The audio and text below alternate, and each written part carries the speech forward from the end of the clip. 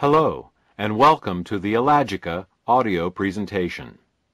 In the next few minutes, we will discuss how viruses, bacteria, fungi, yeast, and parasites affect human health, and what we can do to protect ourselves from them.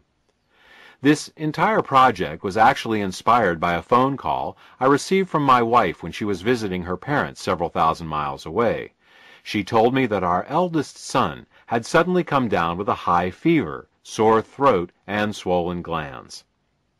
She asked me what I thought might be going on. I told her he either had a viral or a bacterial infection, most likely strep throat. She asked if there was any treatment she could get at the health food store, as we don't like giving antibiotics in our family except as a last resort.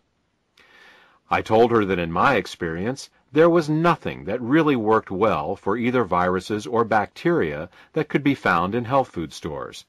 There were plenty of products that increased the strength of the immune response to infection, but nothing that really directly attacked the infections themselves.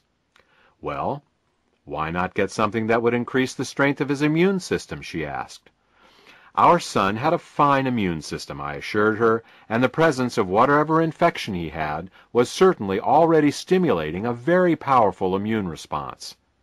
Taking herbal extracts to increase the activity of his immune system would do nothing, as it was already on high alert, churning out antibodies, natural killer cells, white blood cells, and all the assorted immune agents that were appropriate for whatever infection he had. My wife was puzzled. I explained that all the products you find on the shelves of the health food store for colds and the immune system were beneficial to people with weak immune systems to begin with. What our son needed was something that directly attacked the infection itself, not an immune stimulant. If it were a virus, we would simply have to let it run its course, and if it was a bacteria, she would have to decide on whether or not to give our son antibiotics. Well, our son finally got over the infection, but the experience made me determined to create a broad-spectrum antimicrobial. I wanted something that would work regardless of the type of infection. I wanted to create the proverbial one thing that you would take to the deserted island with you. Specifically, I wanted something that went after the infections directly and didn't just stimulate an already stimulated immune system. How could I make such a product? There are literally thousands of different types of bacteria and viruses that make people get sick, and each of them would need to be addressed. I envisioned a mix of hundreds of exotic herbs from around the world, each addressing a different kind of infection. Luckily, the answer was much easier than I thought. It turns out that there is a single ingredient with the ability to directly attack almost every infection known to man, and it's found in the most unlikely of places, the humble raspberry. We'll talk more about what this ingredient is and how it works, but first, let's start with a little biological history lesson. It is currently accepted that man rests firmly at the top of the food chain. Unless we wander into the African jungle to be confronted by a lion, or go swimming in the mid-Atlantic and come face to face with a great white shark, we fear no animal.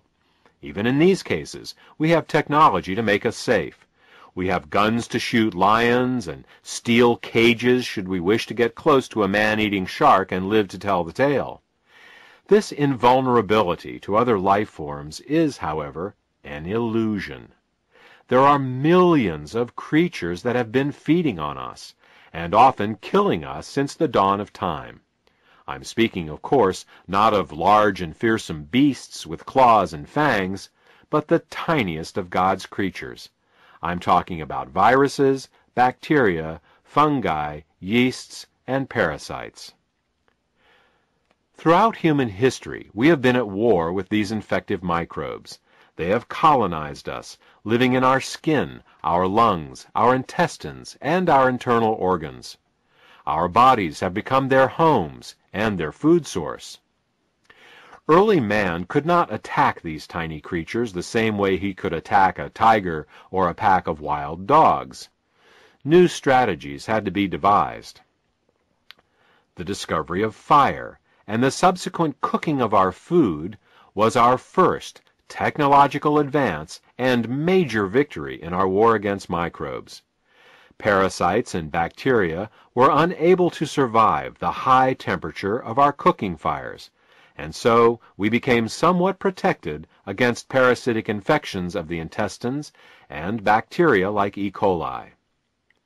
The next advance was the observation that eating certain plants could help the body rid itself of certain infections. This body of knowledge was first learned by watching what plants sick animals would eat to regain their own health, and represents the true origins of modern medicine. The next advance was the domestication of cats. Cats helped us by hunting down the rats and mice that were attracted to the food and garbage of our settlements. In communities where cats were unknown, rat and mouse populations grew unchecked and were impossible to eradicate. The rats and mice themselves were not the problem. Certainly they were a nuisance, but the real danger they represented came from the infections they carried. In 1347, the Black Plague, a disease carried by rats and mice, killed 1/3 of the population of Europe. Better sanitation, plumbing, and refrigeration were the next major advances in our war against microbes. Piles of garbage in early human settlements attracted swarms of flies and other disease-carrying insects.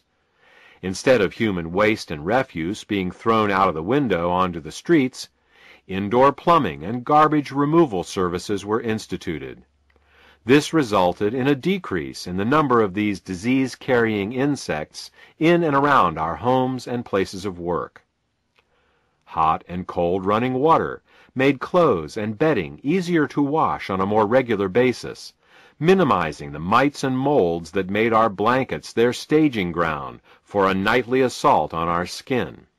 Finally, refrigeration, first through the use of river ice, then dry ice, and finally modern refrigeration systems, slowed the growth of mold and bacteria on our food. All of these advances moved us forward. The most recent major advance was, of course, the discovery of antibiotics by Alexander Fleming in 1929. By observing that certain molds killed certain bacteria, he was able to discover penicillin. This led to both a deeper understanding of bacteria in general and also to an entire industry dedicated to searching out new and more effective ways to kill bacteria. We've come a long way in our understanding of microbes and our abilities to deal with them. Modern man lives in a mostly disease-free state. Still, the question remains, can we do better? Can we decrease the number of and severity of childhood infections? Can we prevent or shorten the length of the common cold? Can we rid ourselves of the chronic infections that make their homes in us? Can we finally win the war against microbes that was started so long ago?